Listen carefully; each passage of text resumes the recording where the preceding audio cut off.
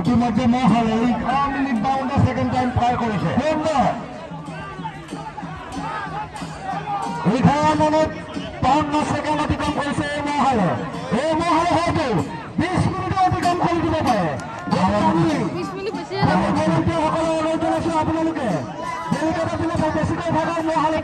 চেষ্টা কৰক আৰু খেলপথাৰ পূব থকা দৰ্শকসকল আপোনালোকে অলপ জেগা খুলি ৰাখিব চাই ৰাখিব